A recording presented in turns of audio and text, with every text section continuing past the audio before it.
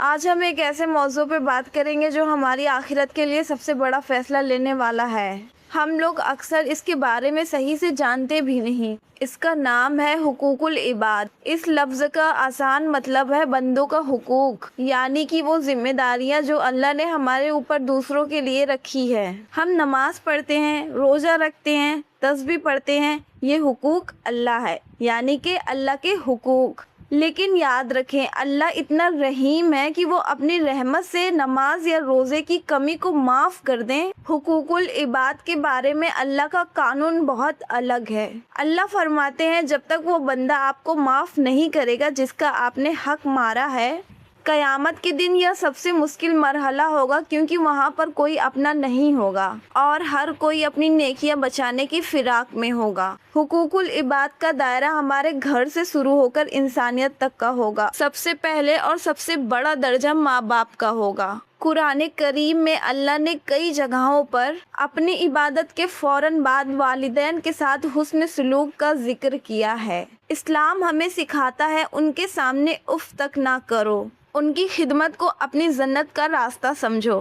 یہاں بہت باریک اور اہم نقطہ ہے جو ہر مسلمان کا جاننا بہت ضروری ہے۔ اسلام عدل یعنی انصاف کا دین ہے۔ ماں باپ کا درجہ بلند ہے، یعنی کہ ہرگز نہیں کہ وہ اولاد پہ ظلم کرنے کی اجازت ہے۔ آپ کو یہ بات ذہن میں رکھنی چاہیے، اطاعت یعنی کہ بات ماننا۔ اگر والدین آپ کو گناہ کی طرف بھیج رہے ہوں، اللہ یا اس کے رسول کے خلاف جانے کے لیے کہہ رہے ہوں، تو وہاں ان کی بات نہیں ماننی چاہیے۔ اللہ کے رسول صلی اللہ علیہ وآلہ وسلم نے واضح فرمایا ہے، خالق کی نافرمانی کر کے کسی بھی مخلوق کی بات نہیں مانی جا سکتی۔ اگر ماں باپ بنا جائز وجہ کے آپ کو تکلیف پہنچاتے ہیں، آپ کو پورا حق ہے آپ دینی حدود میں رہ کے اپنی حفاظت کریں۔ اسلام یہ نہیں کہتا کہ ظلم میں برباد ہو جائیں، بلکہ یہ کہتا ہے کہ ان کی غلط بات نہ مانتے ہوئے ان سے بدتمیزی نہ کریں۔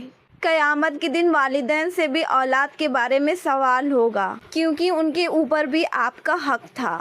اس کے بعد حقوق العباد میں بھی ہمارے رشتہ دار، پڑوسی اور عام انسان آتے ہیں۔ رشتہ داروں کے ساتھ تعلق جوڑنا فرض ہے، مگر اس کا مطلب یہ نہیں آپ ان کا ہر ظلم سہیں۔ پڑوسیوں کا حق اتنا زیادہ ہے کہ آپ صلی اللہ علیہ وآلہ وسلم نے فرمایا، وہ مومن نہیں جو خود بھر پیٹ کھا کے سوئے اور اس کا پڑوسی بھوکا ہو۔ پھر بات آتی ہے عام انسانوں کی عزت اور ان کے مال کی۔ کسی کی غیبت کرنا، کسی کا مذاق اڑانا یا کسی کا مال دبا لینا، یہ سب آتا ہے عباد الحقوق۔ یہ سب وہ گناہ ہے جو حقوق العباد میں آتا ہے۔ آج ہم بڑی بڑی عبادتیں تو کر لیتے ہیں، لیکن ہماری زبان سے دوسرا محفوظ نہیں ہے۔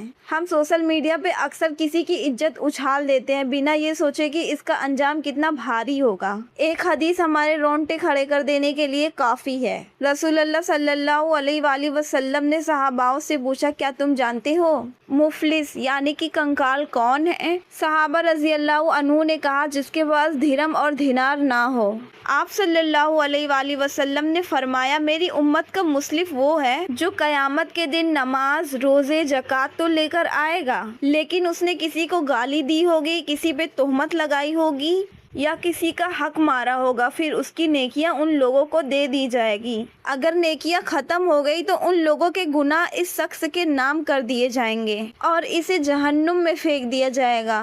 ذرا سوچئے، پوری زندگی کی محنت اس لیے مٹی میں مل گئی کیونکہ ہمارا برتاؤ لوگوں کے ساتھ صحیح نہیں تھا۔ ہمیں سمجھنا ہوگا ہمارا نفس بھی اللہ کی امانت ہے اور اس کا بھی ہم پر حق ہے۔ دوسروں کی خدمت کا یہ مطلب نہیں کہ آپ اپنے آپ کو گناہ میں جھونک دیں یا اپنی مینٹل ہیلتھ یا ایمان کا سودا کر دیں۔ اسلام توازن سکھاتا ہے۔ ماں باپ کی خدمت کریں، لوگوں کے کام آئیں، ان کا حق ادا کریں، لیکن اپنے آپ کو ظلم سے بچانا آپ کی ذمہ داری ہے۔ آخر میں بس اتنا ہی کہنا چاہوں گی، حقوق العباد کو ہلکے میں نہ لیں۔ اگر کسی کا دل دکھایا ہے تو آج ہی معافی مانگ لیجئے۔ اگر کسی کا دل دکھایا ہے تو اسے معافی مانگ لیجئے، اور اگر کسی کا حق کھایا ہے تو اسے لوٹا دیجئے۔ قیامت کے دن کوئی کرنسی نہیں چلے گی، وہاں صرف نیکیوں کا لین دین ہوگا۔ اللہ ہم سب کو ایک دوسرے کے حقوق کو صحیح طریقے سے سمجھنے، انہیں ادا کرنے کی، ہر قسم کے ظلم سے بچنے کی توفیق دے۔ چینل کو لائک کریں، کامنٹ کریں اور سبسکرائب قیامت کے دن کوئی کرنسی نہیں چلے گی، وہاں صرف نیکیوں کا لین دین ہوگا۔ اگر کسی کا دل دکھایا ہے تو اسے معافی مانگ لیجئے، اور اگر کسی کا حق کھایا ہے تو اسے لوٹا دیجئے۔ چینل کو لائک کریں، کامنٹ کریں اینڈ سبسکرائب۔